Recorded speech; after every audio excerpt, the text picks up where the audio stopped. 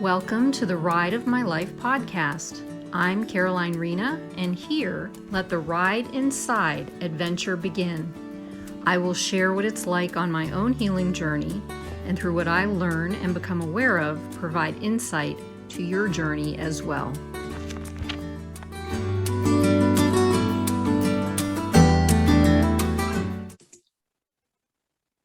Hey everyone, I'm Caroline Rena, and you are here on the Ride of My Life podcast. Today is a beautiful day in North Carolina, where I'm at right now, and I am with Moira Cormack. I want to make sure I say all that stuff right, Moira. And just to start out, we'll let her get into more depth with this, but to start out, Moira is a Tantra, did I say that right? Yep. Tantra, somatic guide. She is an emotional projector. And for those of you who don't know what an emotional projector is, it is related to human design. If you want to do your own research on it, you can get an idea of what it is from my website. It's basically a description, or it shows you what your design is related to astrology and the I Ching and some other things. And it's pretty cool stuff. And that's how we met. So, and she lives her design as best she can. Like the rest of it, it's all an experiment, right? She's a published writer and an artist. And she lives in Scotland with her fourth daughter, her dog, and 2 cats. Every day she walks the byways and picks wild plants to use as teas and tinctures. That is so cool. I didn't even know that. All right. She's unapologetically herself, and in the good old, bad old days would have been called a witch, a natural healer, even though she doesn't look like one. So welcome, Moira. And wouldn't they call that a green witch? Isn't that like a green witch? I would describe myself as a hedge witch. Hedge witch. Okay. Yeah, because hedge witch is picked from the hedgerows. I mean, it's really very basic. Okay. So you use all the plants that are just there, just under your nose, and that people don't see. So it really is for healing. It's for healing, correct? It's all for healing. Yeah. But really, it summarizes so beautifully what I am. I look and I see the things other people don't see. Yes. And I see value in them. Yes. That's beautiful. Thank you. That's awesome.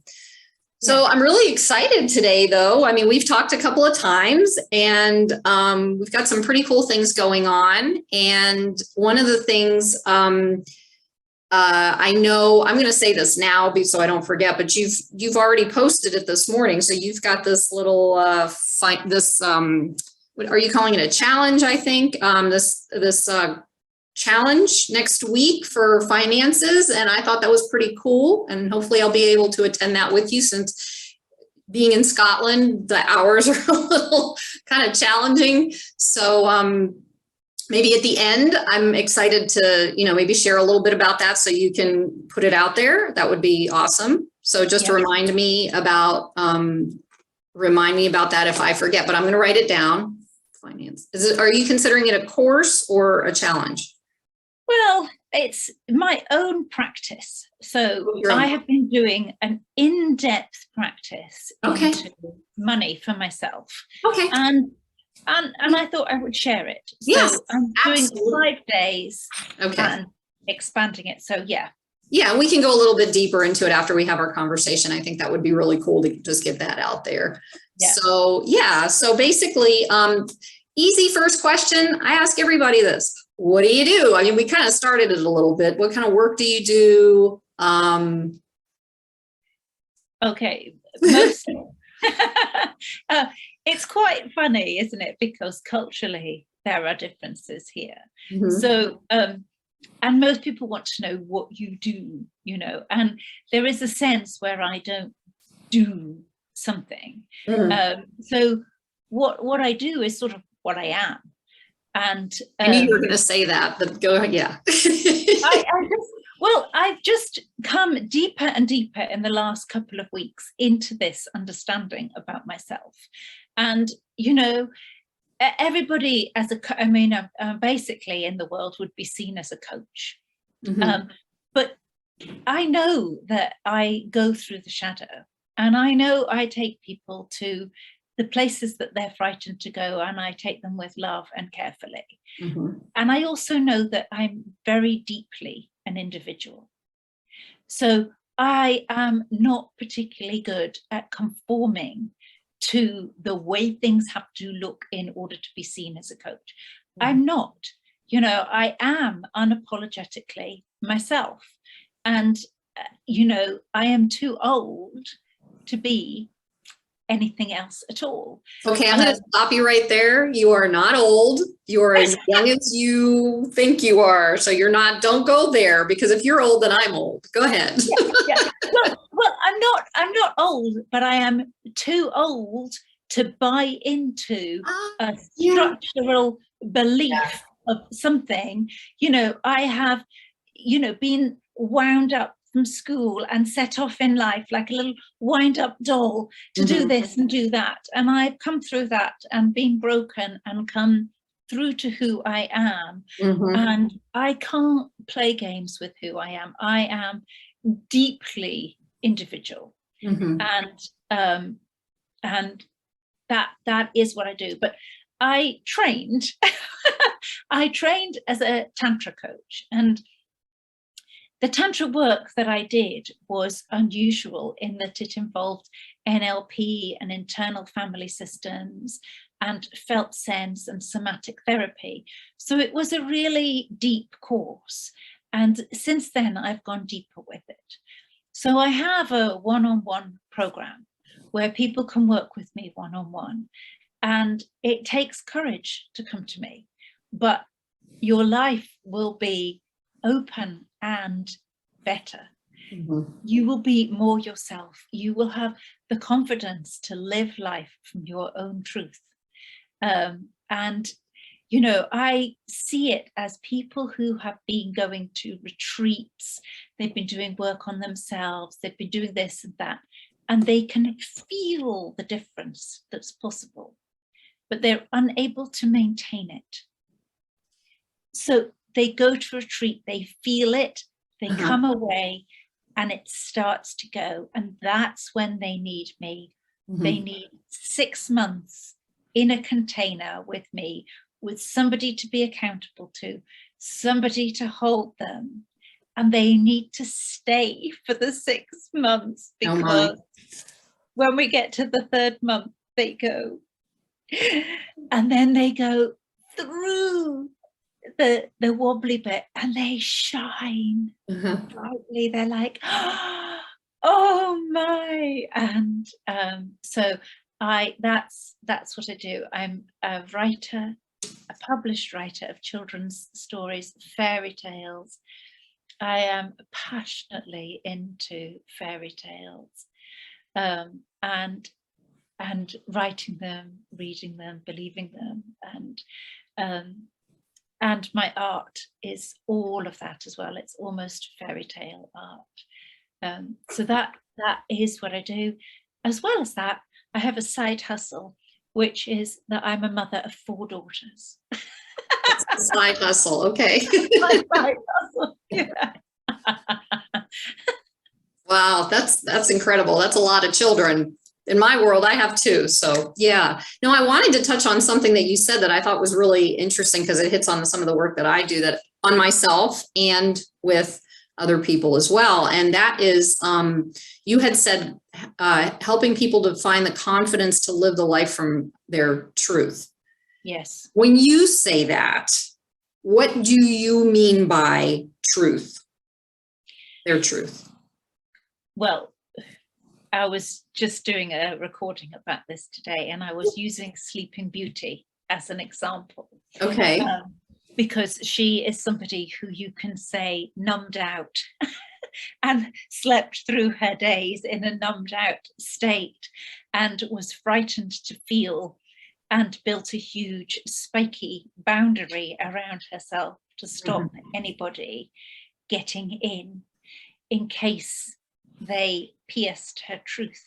So most of us have our own truth, hidden, and we create a shell with all the things we're expected to do. And it is a shell, it's a face that we take into the world, and we don't have the confidence to be ourselves. Yes. And ourselves are deeply hidden, even to us.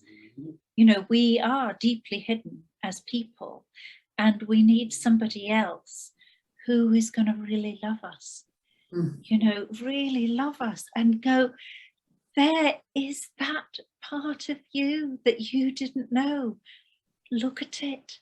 It's beautiful. It is so beautiful. So when I find these parts and I say, look, there it is, I show them something really beautiful that they have been hiding from, they've been frightened of, and it's never as scary as they think it's going to be. And once you've found it and you've gone, there you are, it's okay. I have found that part, and I can be myself and relax with that bit of me that I have pushed away violently. You know, all our truths are hidden because they're hidden under the social mores, the social conditioning. Yes. That we inherit before we are 7 years old. Well, even before that, I mean, a lot of it technically it comes in through the womb. It's not, yeah, including in the womb up to 7. Yeah. In the womb. Yes. But afterwards, very much so. And we go in 7-year cycles. All our cells renew in 7-year cycles. Yeah. So by the time you're 7, your patterns are embedded, and then all we do is repeat those patterns. So we look for friends and lovers who are going to have the same chemistry or electromagnetic reaction as our original caregivers. We're looking to heal those patterns, but we don't, because we're trapped in the mind, and all the patterns live in the body. Yes. So we coming back into the body is my work. I love the body and everything in it, and everything is stored in the body. Thank you, because that is something that I have been working on, looking at, researching, personally doing everything, you know. And the reason I asked you about the truth piece was because we hold that truth, to me, from what I'm experiencing, we hold that truth within our physiology. Because, and I mentioned about, I'm actually, that's funny that you said you had this thing this morning that you, recording that you made this morning. I'm getting ready to put out a blog article that talks about how, you know, Dr. Bessel van der Kolk, who wrote The Body Keeps the Score. And most people don't understand that the thoughts in the mind create disease or you know, non-disease in the body, you know, and the truth is, it's actually the other way around. So it starts in the body. Everything starts as a sensation in the body, and it's sent, the sensation is sent up to the mind. Okay. So the mind reacts to the sensation in the body. Okay, and then sends it back down. So it's circling. Okay. So could I give you an example? Well, yeah, let me finish this real quick, because I wanted to hook it up to something that I'm working on. It's like the mind body connection is the most important thing. And what I had learned, and maybe I learned it a little backwards, or maybe I learned it, maybe I didn't say it, I don't know, whatever, it doesn't matter. What I do know is, I remember the first time I discovered this, it was like, when you can literally talk your body into getting sick. And if you are sick, your mind can like, what is, I wish I knew what that was. You can talk yourself into getting sick, and your body can be created in your body, but your body, when you are sick, or if you are sick, can turn your mind into this like repetitive thing to create more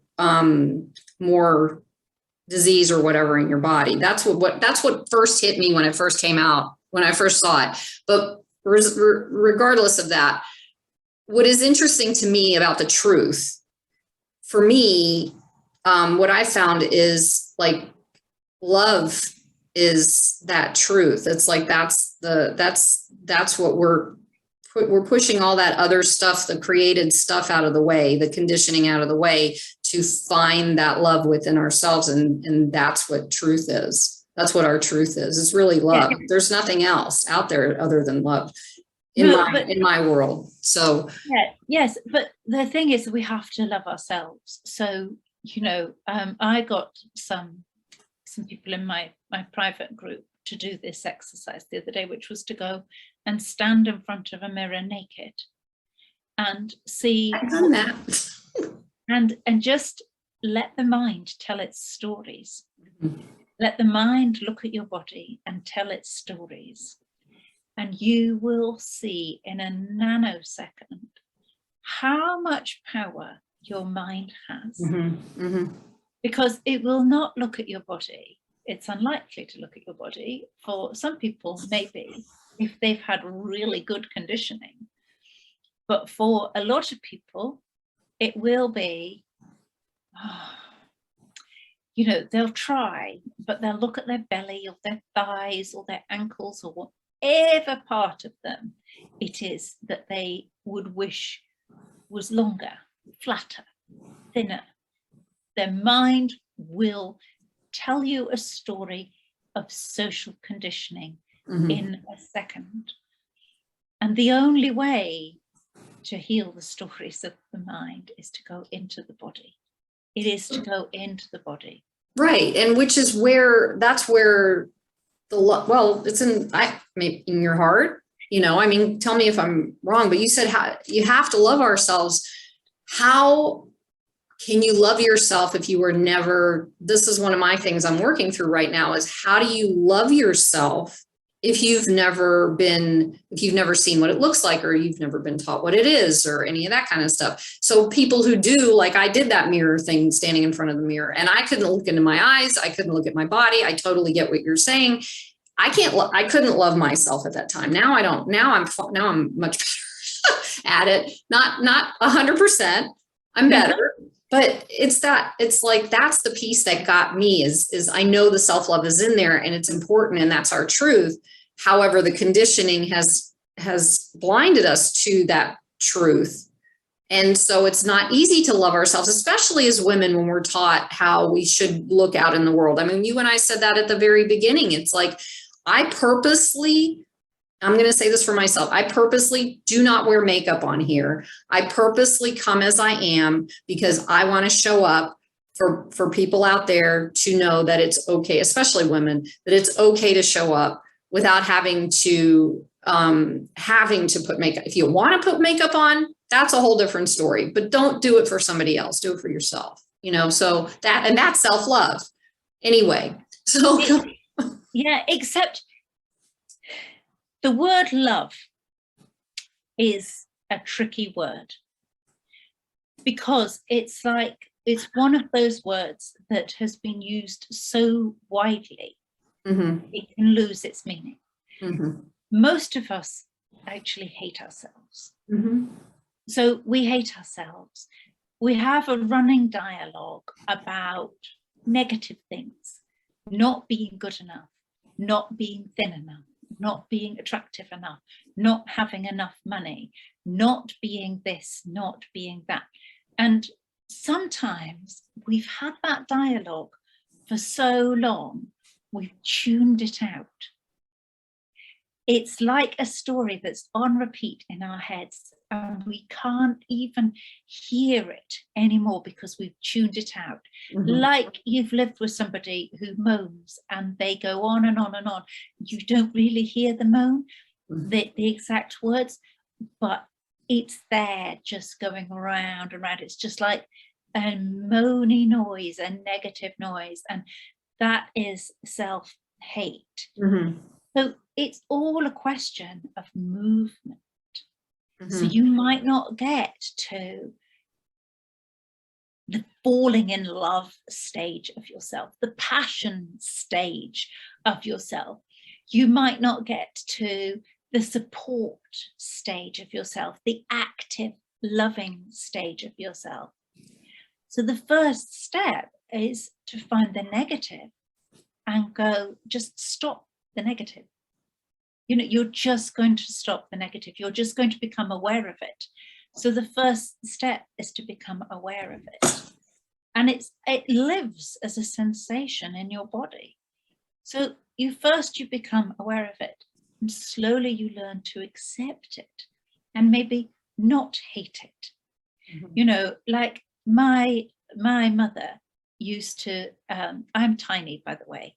I'm 5'2", and in Scotland, in Britain, I'm weighed in stones and ounces. So I'm 8 stone, which I don't know, 115 pounds or something like that.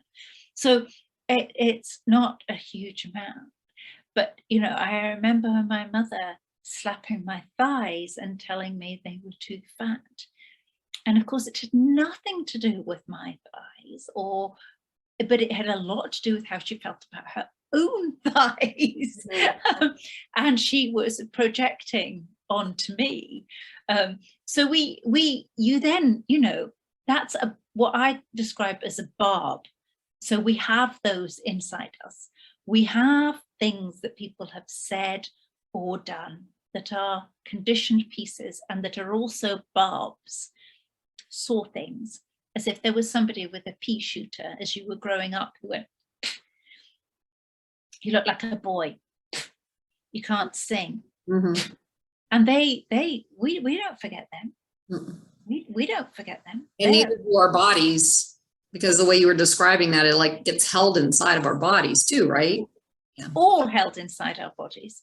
It's not in the mind, it's in the body. Mm-hmm. And we can meet somebody that's got the same energy as somebody who put a barb in us, and whoosh, up that barb comes into our minds, and we go, why did I just think of that? Mm-hmm. And it was just the passing energy. People from our lives can suddenly pop back into our heads through energy transits or meeting people, and it's sparked in the body. The body reacts, it lives in the nervous system, it's all in our nervous system. Mm-hmm. And our nervous system reacts to something, and the mind makes a story. Mm-hmm. The story goes round and round and round, and then it's stuck in the head, round and round and round. And then we embed it back down into our body. So when we feel that, back it comes up into the head, and then we create it fresh, we make it more, and then we press it down into our bodies.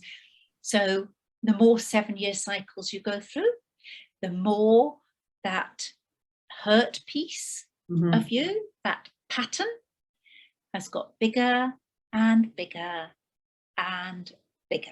Yes, and verify this, because I've said this to people before because I've experienced it.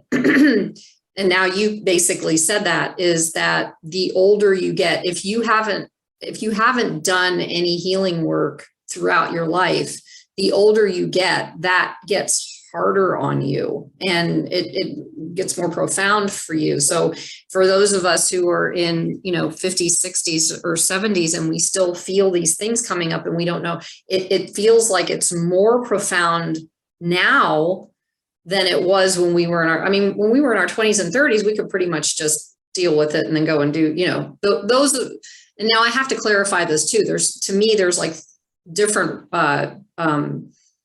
realms of this. Like there are people out there who've been traumatized or who've been conditioned, and they are able to still live their lives and thrive in their lives and do, great things and big things and all this stuff. Then there are people who are we've been doing the work. I'll put me in here. We've been doing the work for, I've been doing it over 30 years, and I still run into these days where I'm like, but I'm still in transition. I'm still in this stuff sometimes. Deep in it.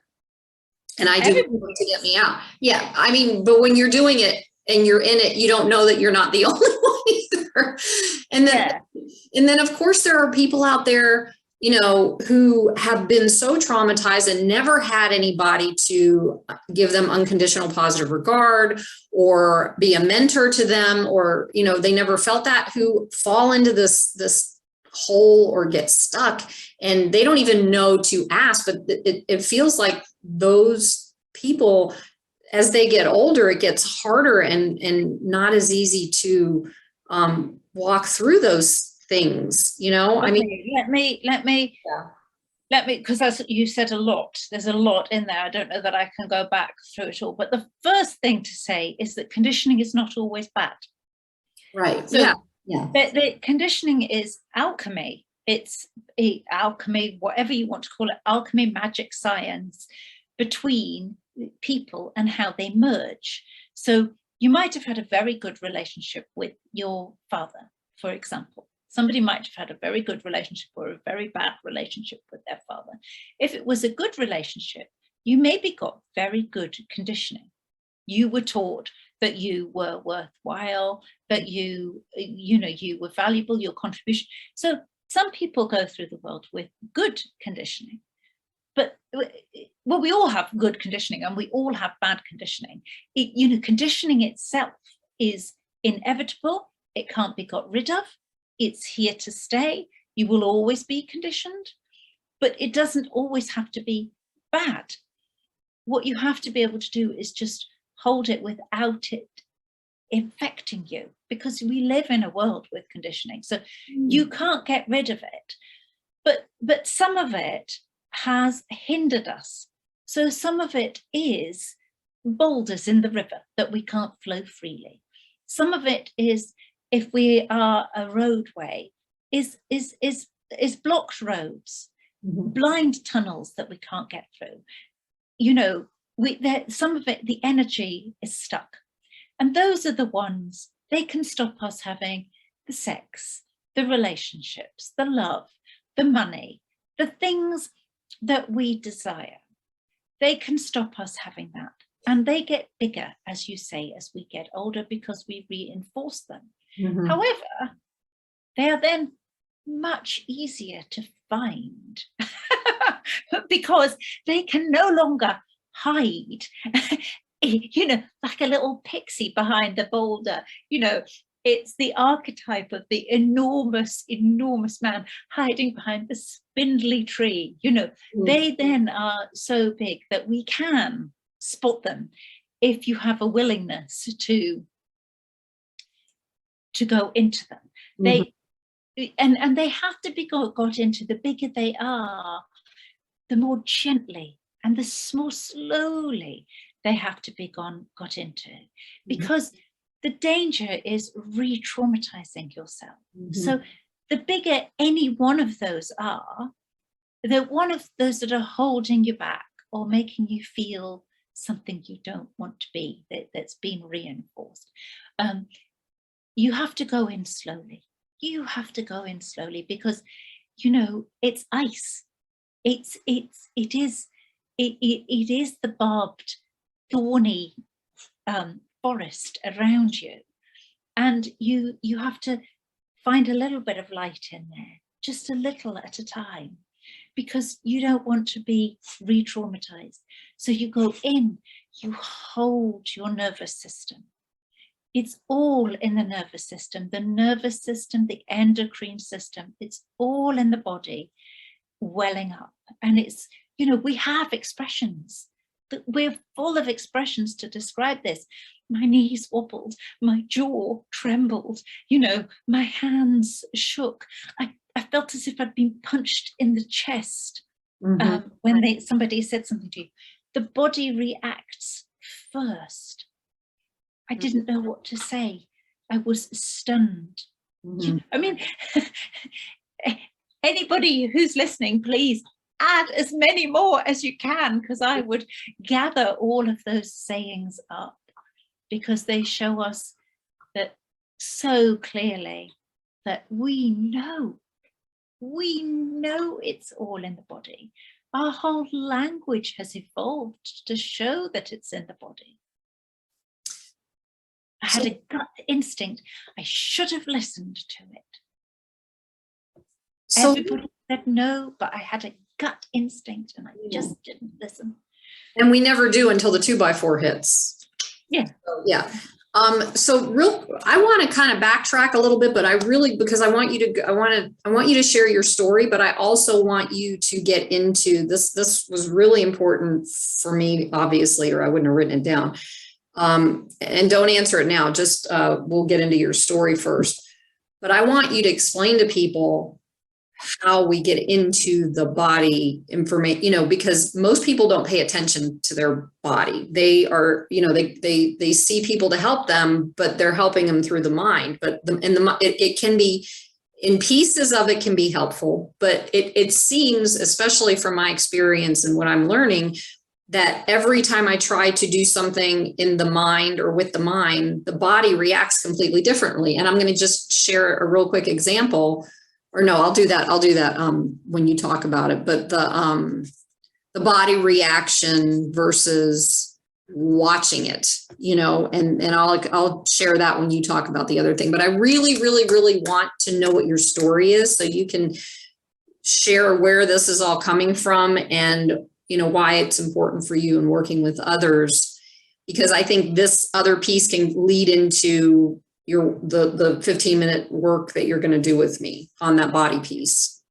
So the thing with going into the body is, if you are numb, and we have, both in America and the UK, we have the image of the business person whose body is stiff, and they move like this and they work, and you can see that their whole body is almost solid. You can see how they move. You can see them moving like this. Their bodies are solid, and they've cut the bodies off from the neck, and they don't feel or tune into their bodies at all.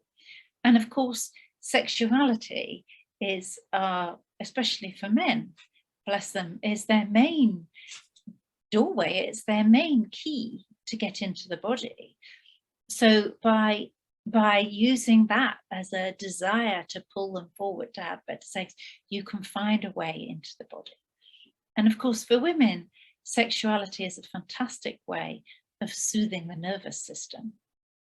So our nervous systems can become very distressed, but when we come in to our own pleasure of our own bodies, even I just did it automatically then. Even the touch of your own hands, giving yourself a hug, just giving yourself a hug. So, breath, sound, feeling into the sensations in the body. I would be reluctant for somebody to do it alone, because if you are very cut off, you can have a trauma reaction to it. So it is something that you need guidance on. You do need some guidance on, but little things, touching yourself. I'm going to just take my glasses off, just when you're distressed, just touching your face, and going, I'm here. Your own touch when you're anxious brings you back into your body. Here I am, my own touch.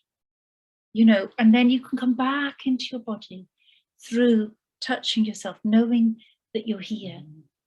So if you've suffered, you can touch your neck and your face and just feel how beautiful it is to touch your face with love, and circle your cheeks and up your forehead, and go into your hair and just gently pull your hair. That's interesting, because it like when I'm doing it, while I'm doing it, it feels like the same feeling that I get when I do breath work. Yes, it is. Calming my nervous system. I mean, I'm like, I've never thought about it that way. And for many years in my life, I didn't touch myself. And then I started teaching people how to do self hugs and stuff when the pandemic started. So yeah, I mean, and your voice is very soothing to help with that too. So hearing that, so you might want to consider doing some videos, like short videos on how to do that, because that was like, oh, wow, that's pretty cool. I like that. I could do that. That's helpful, because I know about my nervous system, just in the past couple of days, I've been walking through a bunch of stuff. And if I had done that, I think I think that would have really helped, so thank you for sharing that. Yeah. I have thought about doing, technology always defeats me. So I'm very good at all that kind of stuff. I'm almost a natural at it. But how to do it on technology. So I thought it would be lovely to do a series of meditations, but I have no idea. I mean, I can record them, but then where do you put them? How do you, on where? On YouTube. You can put them on YouTube. You can put them, I'll share this with you on other stuff, but there's plenty of places that you can put these things. In Insight Timer, a lot of people use Insight Timer for meditations. So, and they love it. There's plenty of people on there to experience. Yeah. So I think that would be something beneficial for you to do because you've got a soothing voice. There's another woman that I listen to who really reminds me of the mother that I wish I had. Her voice is her name's Sarah Blondin, and her voice is soothing like that too. And it's like, oh God, and you start to connect with yourself and it's like, oh my gosh, what's happening here? So yeah, so I think that would be really huge for you to help because people need that. They don't know what that is. A lot of people don't know what that is. Yes. And even your hands, your hands is another thing. Just, and your hands can be below the table.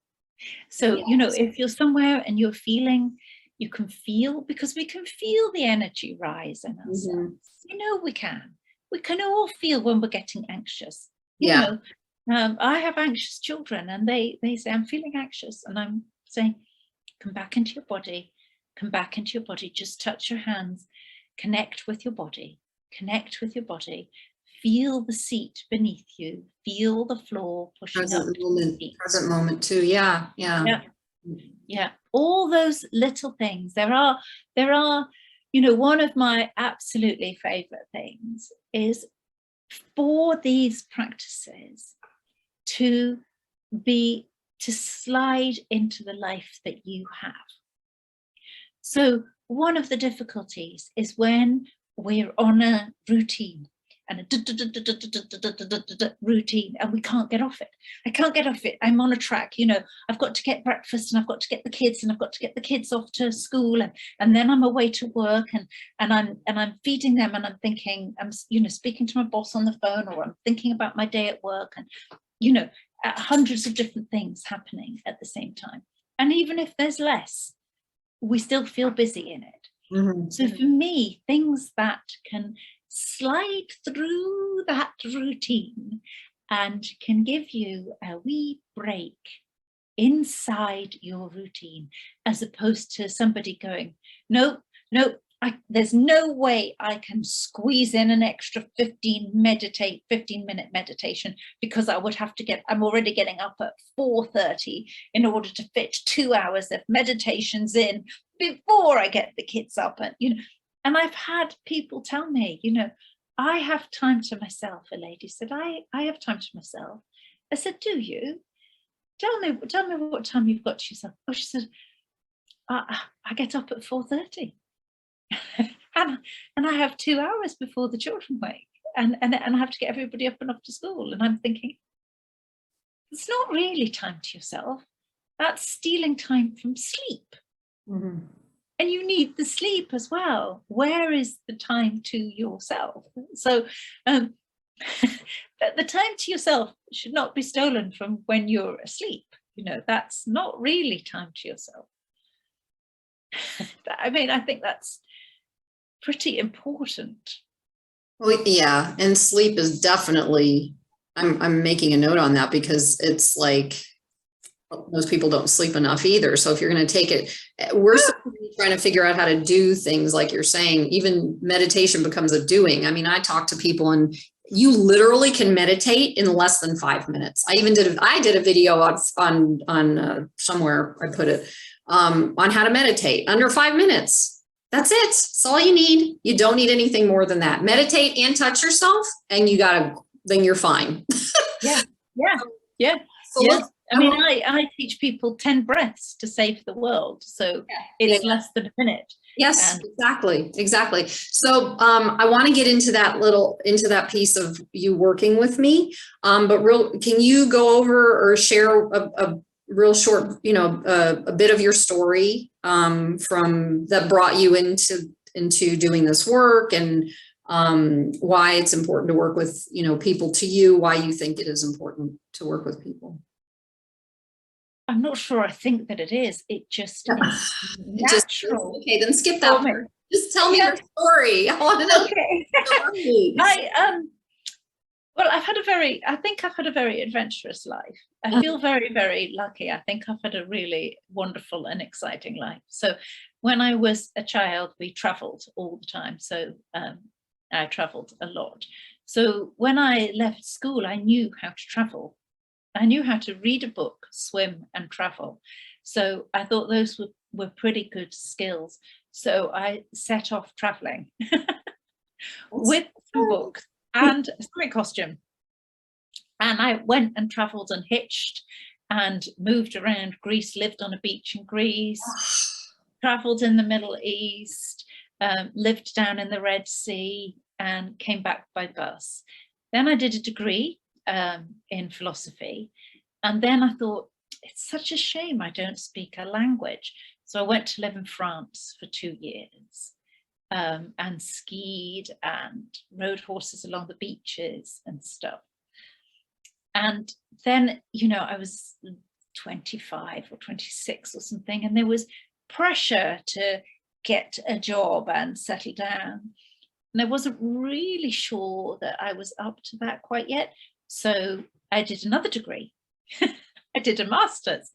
And then I was 27, 28, and I thought, okay. And I started working in the city. And I went through a few different jobs. I was down in London, and I went through a few different jobs. And then I got this amazing job. I wrote to this company speculatively and just said, you know, if looking for a job, here I am, if you're interested in me. And they called me in and they said, we're interested to meet you. And I said, oh, brilliant. So I went in and I had a lovely time. And they said, we really like you. They said, but we haven't got a job for you. And I said, no problem. I've had a really nice time coming to meet you. Thank you. And then 2 weeks later, they called me up and they said, we've created a job for you. And so they created a job for me and gave me £1 million to spend, which still seems to me like quite a big budget, in an area that I'd never worked in before. And so I went to celebrate and I met my husband.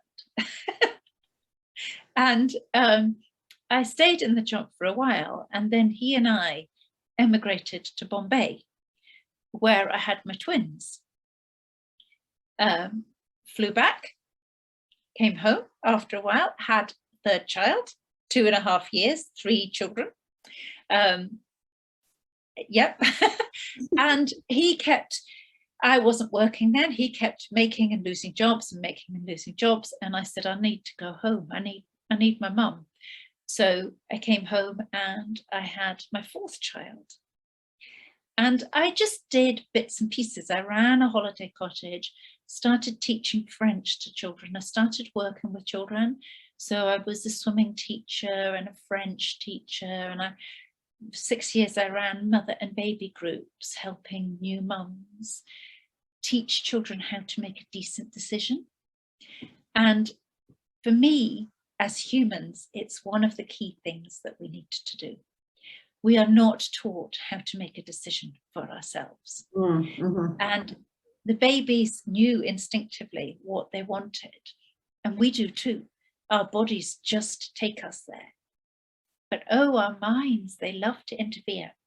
And then I got divorced, and my divorce was what's called acrimonious. So he didn't want me, but he didn't want to let me go either. So it took 7 years and 3 court cases and some really hefty and demanding trauma, because I had been very bullied and unseen in the marriage, very frightened by the end, very, very frightened. And so I hadn't really I'd been too busy to do much seeking of anything. You know, 4 kids moving back and forth across the world and into different countries, and all the traveling and adventures that I'd had. But, you know, there is an expression, I'm a writer, and there is an expression that nothing is ever wasted. No experience is ever wasted. Everything is useful. And so I came through this horrendous divorce, and I needed a way to hold myself. So that had me just finding a way to hold myself, because I knew even as I was leaving, and I was taking 4 kids with me and the dog, and, you know, being really abused, that I was going to survive, but actually I was going to thrive. I was not only going to survive, that somehow or other, I was coming through this, and, you know, and that it was not the end of me. And so I then started learning Tantra and using the jade egg. I think I started with the jade egg. And what's the jade egg? Oh, the jade egg is the jade egg. I thought you said jade egg. I know. Okay. Yeah, I know what the jade egg is. Yeah. It's another conversation. We'll take that to another conversation. But I found it incredibly empowering. I found it incredibly deeply empowering.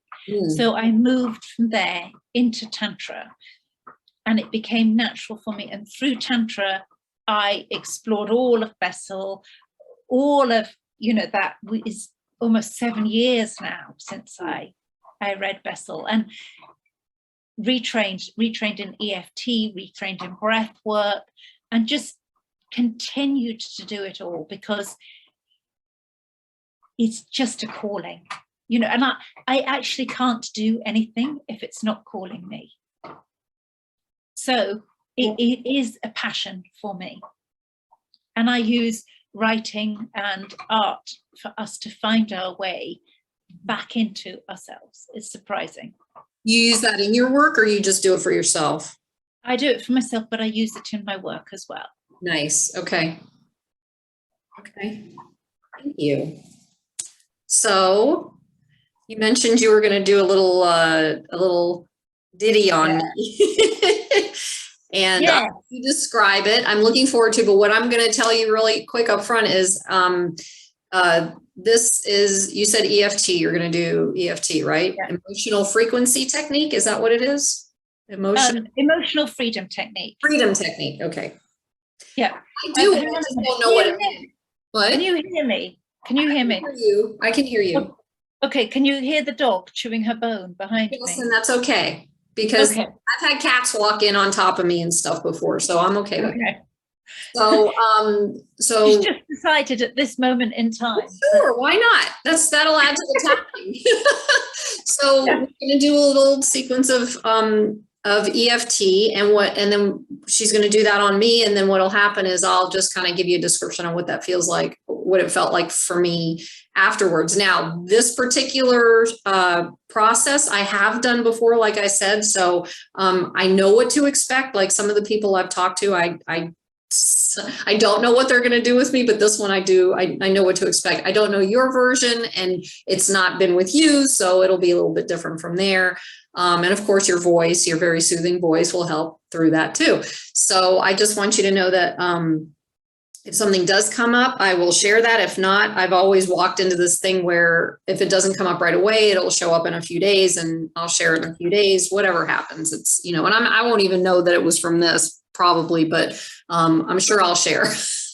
Anyway, so take the stage, ma'am. Okay, beautiful. So I'm just going to walk through tapping for anybody that is listening in and wants to join in as well, because if you are listening in and you want to join in, you can then do this with us. So I will explain where the tapping points are first. So we start with, in tapping circles, they call it this side of the hand here, from the pinky down to the wrist. They call it the karate chop point, but I call it the moon point, because this is our soft moon point. And Caroline knows I'm mad and moonly as well. I run moon groups. So this is the moon point.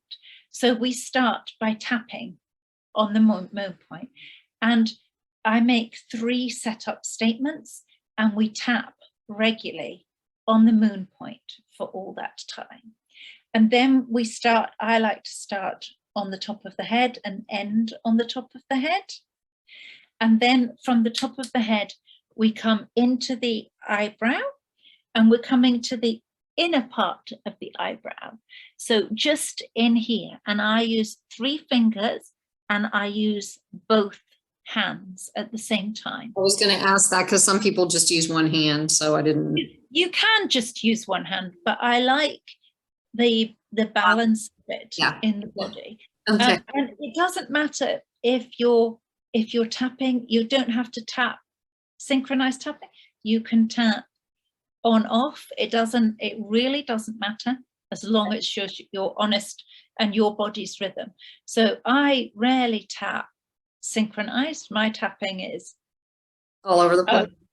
All over the place, because it's like it's when we dance, we're dancing our rhythm coming from our bodies, and when we tap, we're tapping from that rhythm. It's your natural rhythm, and it's important that you tune into that natural rhythm.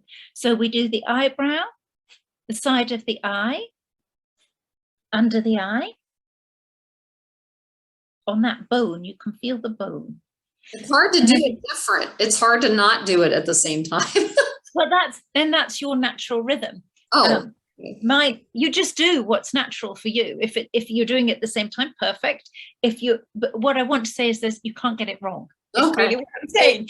However you tap, you cannot get it wrong, as long as you're finding the place. And even then, you can't get it wrong. So we're finding under the nose, under the lip, on that nice little denty place, just so you can feel your gum. The denty place. That's why I like that description. The denty place, right here, denty.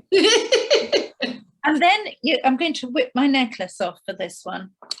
You have two points here. You've got this U bone. Mm-hmm. This U bone here. I'm very bony here. So it's that's from the wait, I gotta say it, from the 8, don't tell me, the 8 stones. Yeah. All the boniness. So here, and then I use the flat of my fingers there, because you can't always find exactly the right place with the fingers. So because that's wider, I tend to use just my fists like that there. So that's the collarbone point, just there. And I've done it like I just go across or whatever. When I do it, I just kind of go all over the place. So you can do, whatever. You can do that, yeah. But that's the and actually that's a really good thing to do if you need to release tension. And then I do on, if you're a woman and you're watching this, the bra strap point. And if you're a man, you probably can guess where that is too. So you put both hands on that too? So I tap coming down. So I tap here. Wow, that's different. Okay. And then I come back up to the head. So those are our points. And all right. The thing with tapping, we're going to be doing money.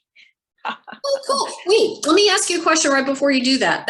Thank you for, okay.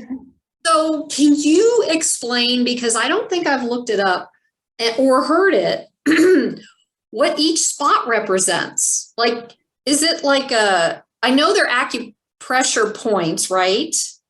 But is it too much detail to explain where it leads into or what? Yeah, it's just acupressure points moving the energy in the body, clearing just energy. know that piece. Okay. And when we speak aloud, we connect the words, the body and the mind. We change the connection between the body and the mind by speaking it aloud.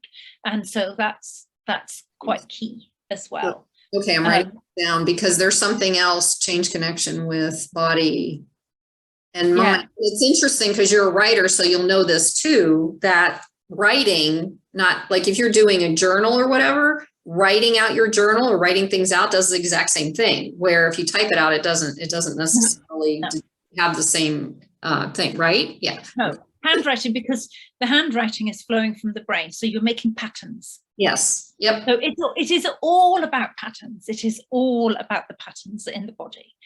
So we're going to be doing money, and we're going to go round and do money. And I have taken everybody has that one. Yeah, I mean, money is so interesting. Money, more than finance. Finance makes it sound as if it is an investment sort of strategy or something, whereas money is raw and real. And most of our, money is survival. Money is a primal survival need. And so we fret and tell stories of lack. It can be the symphony to our thoughts. If you have an orchestra playing, they're going, the violins are going, I can't afford it. And so, and the cello's going, neither can I. So we have this amazing symphony behind us, and most of it's lack. Yeah. And we're going to afford, and it's lack for the future. And doesn't it also include, like, for me, that's come up, it's like safety, security, it's all like the root chakra, like the basic need type of thing. It is all in there. Yeah. When we feel anxious about money, we feel anxious about security, safety, where we're going to live, how we're going to be able to afford food, and we can't change how much money flows in and out of our life, but we can change the level of relaxation we feel about it in our bodies, and that changes it completely. And that changes it completely. Now, what does it change completely? It changes how relaxed you are. Okay. Does it help you to just respond to money differently, or and in turn, does that actually, or could that actually change things with money, your relationship with money? Or I think it can. Okay. I believe it can. Okay. I think that when we are tense and stressed, we make decisions from a tense and stressed place. So we tend to make dramatic decisions, or small decisions, or wrong decisions. It's not the best place for us to be able to hear our gut instinct, our truth, however that might look or be for us. As human design, I have emotional authority, but anything, we cannot hear our own thoughts when we are frightened. Fear triumphs. And when fear triumphs, we are reduced. So if we can reduce the level of fear in our bodies and relax as we go through life, we can cope with what comes. And we can also hear those answers too, those things that'll take us in the direction we want to go in. The way we're supposed to go, the wanting is a slightly different thing. Yeah, supposed to. So it's whatever your path. But the way we're being taken, yes. Or more guidance to come with me instead of stop trying to do stuff. Yes, and whatever is coming for us, if we do it from a relaxed place, we can cope. Like, we know, well, if you've lived in a hot climate forever, but if you've lived in a cold climate. You know that when you go outside and it's cold, you hunch your shoulders and you tense your body against the cold. You go, oh, and you make yourself tight and tense. But actually with the cold, you relax your body and you don't feel the cold as much. So interesting. The same is true of money. When you relax, you don't feel it as much. And therefore you can cope with life and what's coming at you with equilibrium. Okay, I'm ready. Okay. So, can't see now, I'm not wearing my glasses. So if you bring your hands to prayer pose for a minute and take 3 breaths in and out.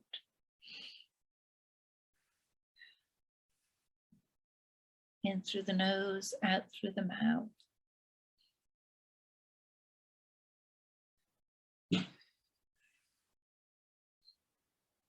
And if you then just relax your hands and feel into your body for me. Breathe in and out of your body and feel that sense of lack. Find where it is in your body and tell me aloud where it is in your body.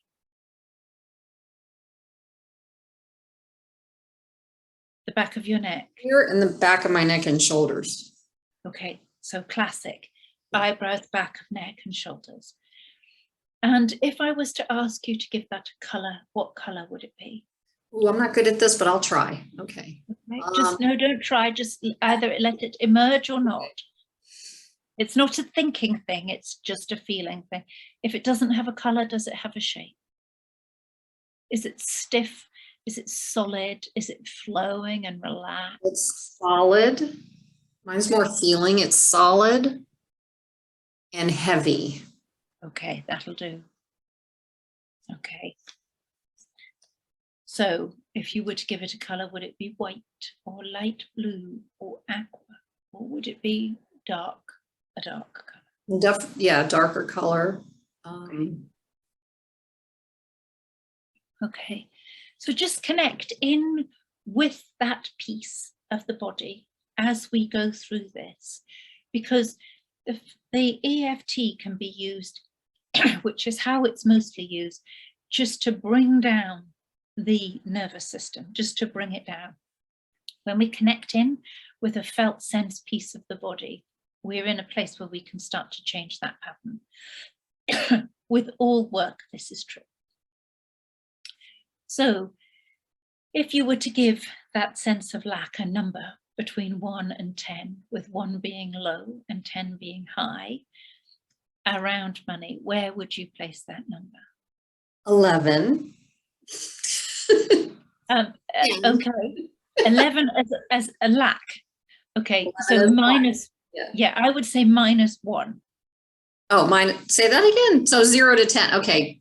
0 to 10, with 10 being you've got everything you could possibly want. You're completely relaxed. You're in the other direction. Okay, I'm always used to doing 10 as the worst piece.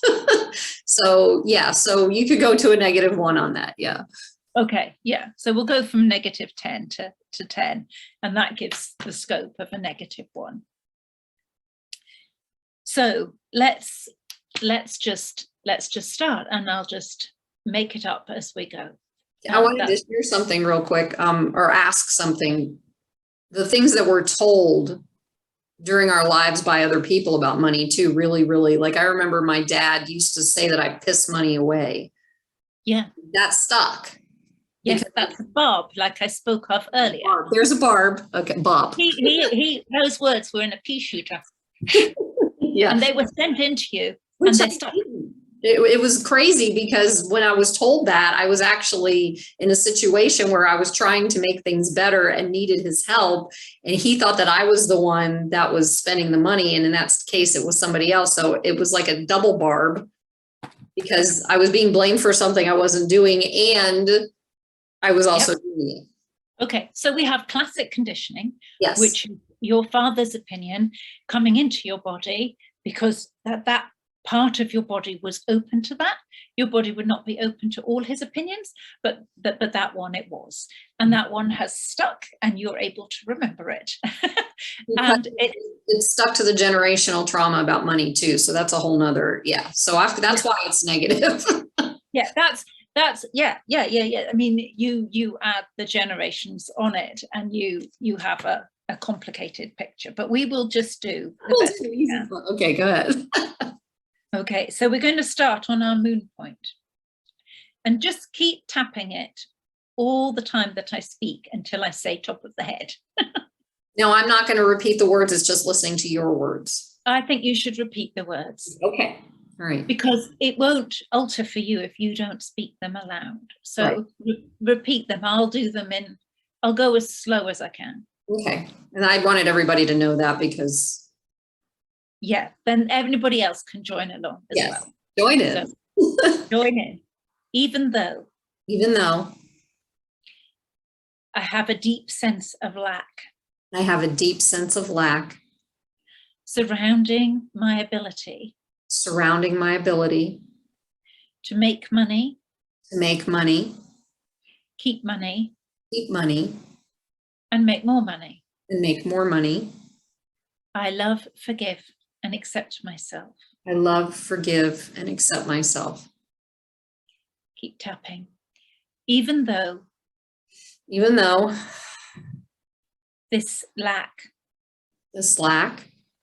that lives in my body makes me tense, makes me anxious, makes me worried about now and about the future. I love, forgive, and accept myself. Yeah. Even though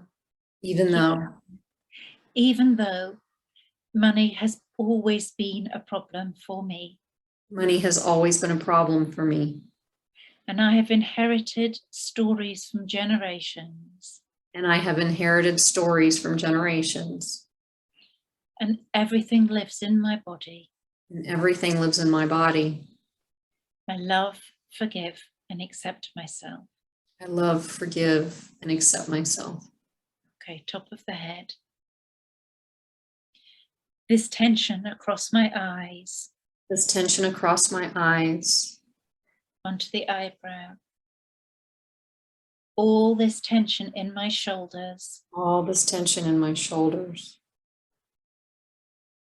Side of the eye. This solid sensation across my shoulders. Under the eye. This heavy sensation across my shoulders and neck.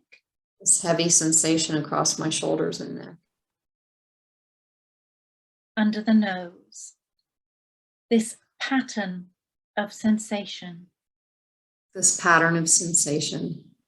Under the chin. That has been there for so long. Collarbone. So long, I don't remember how long anymore.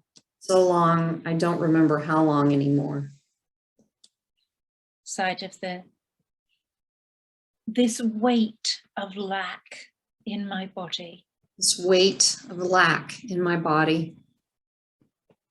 Top of the head.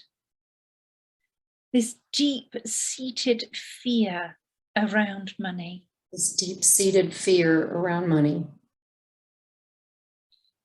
Eyebrow point. This fear connected to my sense of worth. Side of the eye. Being told by my father that he couldn't help me because I piss money away. Being told by my father that he couldn't help me because I pissed money away. Yeah. Under the eye. Making me not feel worthy. Making me not feel worthy. Under the nose. Of his love. Of his love. Under the lip. Of his care. Of his care. Collarbone. Of his sharing money. Of his sharing money. Yeah. Making it difficult for me to get money for myself. Making it difficult for me to get money for myself. Yeah. Top of the head. Because if he didn't believe in me, why should I believe in myself? Because if he didn't believe in me, why should I believe in myself? Eyebrow point. These expectations that have trailed me. These expectations that have trailed me. Yes, followed me, in other words. These stories from my parents and my grandparents. These stories from my parents and my grandparents. Under the eye. That live in my body. That live in my body. Under the nose. That I carry like a great big weight. That I carry like a great big weight. Under the lip. Dark and heavy energy in my body. Dark and heavy energy in my body. Onto the collarbone. So much stress in my body. So much stress in my body. Side of the body. Blocking the flow of energy through me. Blocking the flow of energy through me. Yeah. Top of the head.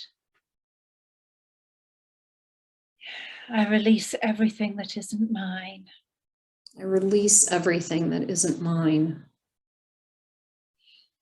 Eyebrow point. I see this pattern in my body. I see this pattern in my body. Side of the eye. I feel these sensations in my body. I feel these sensations in my body. Under the eye. I connect to these sensations in my body. I connect to these sensations in my body. Under the nose. I connect to them with love. I connect to them with love. Under the lip. I connect to them with compassion. I connect to them with compassion. Yeah. On the collarbone. They have tried to protect me. They have tried to protect me. Mm-hmm. But I don't need protecting anymore. I don't need protecting anymore. Under the arms. I give them thanks for all they have tried to do. I give them thanks for all they have tried to do. Top of the head. I am an adult now, and I open the way to let money flow into my life freely. I'm an adult now, and I open the way to let money flow into my life freely. With love and gratitude and compassion. With love, gratitude, and compassion. Thank you. You can come down to rest now.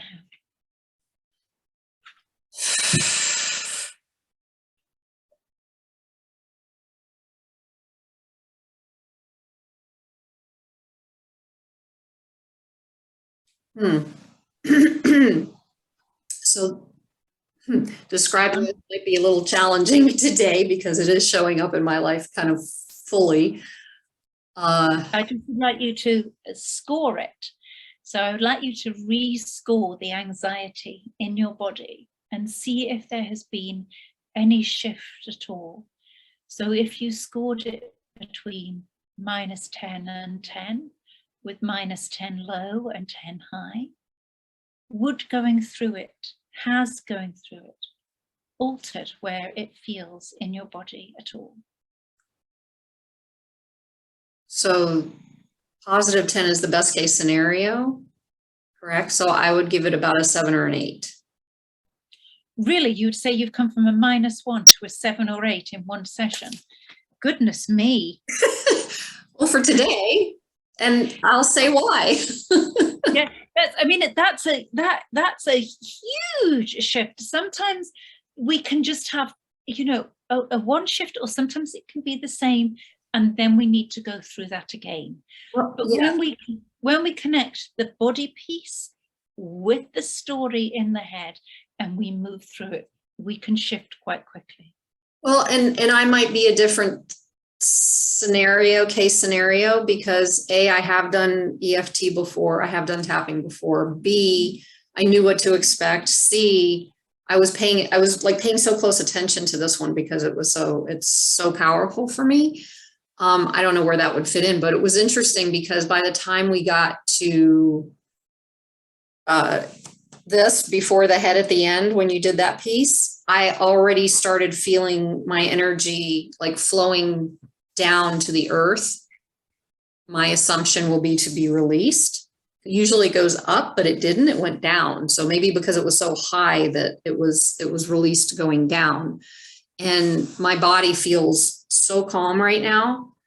I wanted to share, and I think I've done this on a blog before, but I had found this is the generational piece. I had found a letter from my mother's father, my grandfather. They were in Czechoslovakia at the time of when World War II started, and it was in German. So the letter, either in German or Czech, I can't remember, but the letter said that the SS and the Nazis came in and took all of their money from their bank accounts, they lived in a villa in Prague, and took their business. So everything, so this is all in the DNA that flowed through, and it stuck, and I don't know if I'm carrying it for myself or my mother or whatever that means, but that was the letter. I just wanted to share that. That's the generational trauma that, to me, it must be very, very frightening for them, because we do live on quicksand, but we live on quicksand with the probability that the sun will come up tomorrow and the world will look pretty much like it did. Mm-hmm. We are living in times of deep and dramatic change, and the change is going to keep changing. Mm-hmm. It is not going back to anything that has existed before. Mm-hmm. In my view, we are coming through to the end of this civilization, which does not, people think, oh, that's so dramatic. But the Roman Empire ended, the Egyptian Empire ended, the Ottoman Empire ended. The world has gone through cycles. Mm-hmm. We happen to be living through one.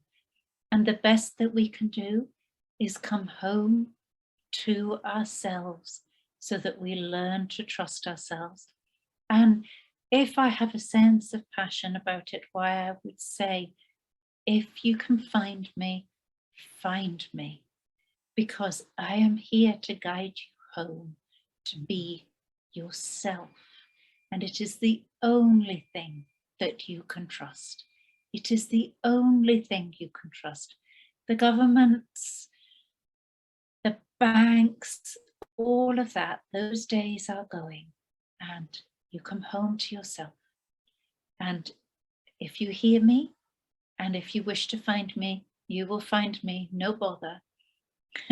And I urge you to do so, because if you feel I'm right, if you think, oh, I resonate with that woman, then you will know that I am the person that can help you, because we know, we hear somebody and we don't hear them. We hear somebody and we hear them. Mm-hmm. Mm-hmm. If you hear me, find me. Mm-hmm. I think that it's important to know that, like what you just said was very powerful. It is not a conspiracy theory. I just want to clarify that, because there's a birth, death, rebirth cycle in everything in life, to include what is happening right now. And it's very challenging, and it can be very anxiety producing. And doing this work, the EFT work or any other work that Moira can share with you and walk you through is powerful, but I don't believe she is saying anything related to, these governments, whatever. What I feel when she says that is that there's a shift changing. There's a cycle change happening. It's just a change. It's just like that birth, that rebirth cycle. And it's not anything really, it can feel like it's fearful, but that's what this work is for. It's to diminish that fear. It's to diminish the anxiety that comes up because we think something's going to be a certain way and it may not be. Like, there are people out there, for example, I always bring up people that I can't remember their names, and I really have a good thing to say. The one who was in the concentration camp, who wrote the book, he was a psychologist. Why can't I not think of his name? But he was during World War II in the concentration camp, and he was sitting eating a bowl of basically water with a fish head in it. And he was looking out past the barbed wire fences, watching a sunset, and he's talking about the sunset. So we have the capacity. He's not the only one. He wrote the book to show that we have the capacity to do that within ourselves. And heal that and free that up and be able to be that foundation, even if stuff is like crazy going on around us. Him and Sadhguru or the Dalai Lama, how do they do that? They just practice for years and years and years how to just be centered with. You don't have to practice for years and years and years. Well, they did. Yeah, they did, but you don't have to. Yeah. You can find your way in, you can change where you are and shift where you are in 6 months. Right. I think you saw this. It happened in how long? Did we do it for 3 minutes? And I feel so much, because it's happening. Like I said, it's happening for me now, and I feel different already. And I'm not joking, because I'm telling you, yesterday was a mishmash of emotions. So so working with Moira for the 6 months, I was going to ask you, is that like a when you said 6 month container, that's just the time frame when you say container, or is that something where somebody comes to you and you put them in this like? No. It's 6 months. So they get 2 sessions a month, text support throughout, practices. Okay. And we go deep. Yes. I think a lot of work is dancing in front of the shadow. And I think a lot of people are frightened to take people into the shadow. And that's where the gold is. And the shadow's not as scary as we think. Life outside of us is probably more scary than the shadow at this point, I mean, come on. Yeah. Wow. It's just incorporating all of you back into you. The shadow is the inner child. The shadow is your inner child, is your original part. And when you make friends with your inner child again, she becomes magical, not scary. Well, she is magical. She is magical, but she becomes magical for you, and she's not scary for you, because she's been sitting there waiting for you for however long you've had everything going on for you. So that's, So lovely. I hope you all enjoyed that. Yes. And if you don't mind sharing a way that people can get in touch with you, just I'm going to put this stuff in the YouTube channel I'll put her bio, I'll put the links there, but I'm just going to have her share one of her links right now, and then we'll follow up with. I'm on Facebook as Moira Coach. Okay. And I run a private group called a membership group called the Illumination of the Moon. That is £25 sterling, so about $35 a month. And so you can be with me all the time. And I do a one-on-one coaching package, and I'm on Instagram as Moira Coach. Perfect. Thank you. And also real quick, before I let you go, I wanted you to share one more time a little bit about that practice, the 5-day practice next week, because it's coming up. Yes, it's coming up. It's called Patterns of Prosperity. So every day I'm doing a 90-day thing where I am doing change pattern body work for myself, because it's also an issue for me, and I don't like to take anybody through something I myself have not fully done many times. I know what you mean. Yeah. We will be doing Kundalini Kriyas, deep physical meditations. We'll be doing change pattern work as well in the body, where we change what the body knows, touching into the felt sense. And that's for 5 days, starting Monday. And then it's can you give me at least your time, and I'll share my Eastern Standard Time, and then everybody. Okay, I was going to do it at 1 p.m. every day. It will be recorded. It will be on the site, so you will be able to catch up at any time. It's 75 UK sterling. And if you invite a friend, you can invite a friend for 25 sterling. So if you wanted then to share, you could do that for £50 each. Perfect. Okay. And then your 1 p.m. is the 8 a.m. that we talked about on Eastern Standard, correct? Yes. Okay. So from Eastern Standard back on the rest of the world, you're all going to have to figure it out, because I can't figure it out this quick. They have something, you can Google it. So 1 p.m. and that's UK time. Is that how you say it? Yeah, on the 7th of March, which is my mother's birthday. Oh, perfect. Perfect. Yes, and she's also a manifester, a natural manifester. So she just has manifested whatever she's wanted in her life. Okay, so then I'm going to have to ask you to take 2 more minutes. That's all you get, to explain what human design is, because you know more about it than I do. I've only been doing it since May of last year and doing my experiment. And most of the people, I'm assuming, have not heard of what that is. And you've said a lot of different words within this about conditioning and, these certain words, and not a lot of people know what it is. And you can also get the website to how they can find out. Conditioning is the imprinting we get from our family, and it's the patterns that we get in our bodies from a young age. And they're the stories where we say, oh, I couldn't do that, and it's because you'd never been allowed to. So they're very, very powerful. And human design is, in essence, a way of how to live in alignment with your body's energy and to make a decision from your body. So often we force our bodies to do things, and when we force our body to make a decision from the mind, the body doesn't always have the energy for it, and the body knows if it's got energy for something or not.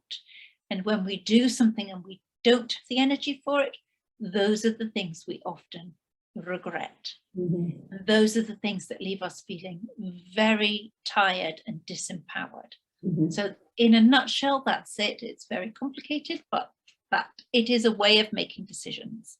Yes. Okay. And if you are interested in human design, you can find your chart. I'm just going to throw it out there, since we've both done this. It's not an advertisement or anything. It's just Jovian, Jovian archive.com. And Moira, if you have a different site that you like better, that's a good place to start if you're interested in looking into what this is. But it's really powerful, and it changed my entire viewpoint personally on why I am the way I am, why I do what I do, blah, blah, blah. So it was like, oh yeah. So it gave a whole new eye-opening experience to the experience that I started.